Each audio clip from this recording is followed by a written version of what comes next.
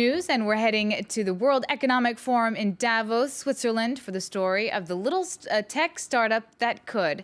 AppNexus powers an online exchange that allows advertising space on websites to be auctioned in real time. It was started 10 years ago by Brian O'Kelly and is now valued at more than $800 million. He spoke to our business editor, Stephen Carroll, in Davos. We serve 20 billion ads every day, all around the world, but you'd never know we were involved because we're a technology company, not an advertising company. In fact, many of my employees really aren't ad people. They're a bunch of engineers who've built a technology that lets us serve ads more effectively than any other company in the world. But you have managed to prove that Google can be rivaled. Well, they're huge. And if you said, can you build self-driving cars or, glasses that can talk? No. But if it comes to the one thing that we focus on, which is making ads better, creating a better internet through better ad technology, we actually can rival Google. The move to mobile is something that many companies have had difficulty adjusting to. How has that changed your business? Well, it used to be that when someone said, here's my phone number, you'd have to differentiate between your home phone number and your mobile phone number. In the same way, I think talking about mobile today will seem sort of silly in 5 years. It will just be the future of the internet. All internet will be mobile. So for me, I think that, last year we did 20% of our volume as a company on mobile, but only 2% of our revenue. This year, both those numbers will increase dramatically. But I think 5 years from now, we'll be almost 100% mobile. I started AppNexus with an idea, which was that we could actually change the internet. There's a virtuous cycle between consumers who want to get content, whether that's journalistic content or games, and not pay for it. At least not pay the full price it costs to make that, and that's where advertising comes in. So if we can connect consumers to great content, we can connect marketers to those consumers, and then we can use those marketers to pay for the content. And that isn't going to change no matter what the markets may value us at. And I don't think we've even scratched the surface of what we need to do to make the internet a better place. And we'll be taking you live to Davos later on throughout the morning.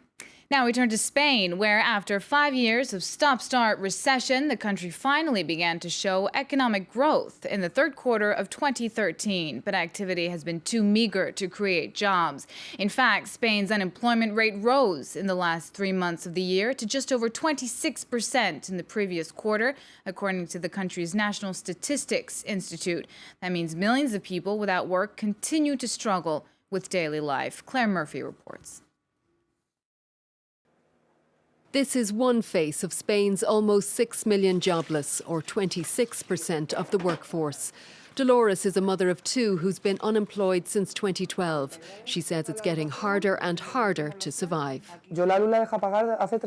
I stopped paying the electricity bills 3 years ago. At the beginning, when I didn't have a job, people used to call me to do their cleaning or ironing. But now, rather than giving €10 an hour for ironing, people prefer to do it themselves. Most of those queuing at the capital's job centres are prepared to take any work they can get. I was working as a waitress, and then I was working for Dunkin' Donuts. I've just found a part-time job, and that's all. Good news, though, was a 0.1% of economic growth registered in the third quarter of 2013, and technically unemployment numbers dropped by 8,500 people. We are on the correct path. We are shifting the trend. We are starting to reduce unemployment, little by little, with a huge effort. But many Spaniards have simply given up looking for a job, and experts warn this may portray the figures in an overly optimistic light.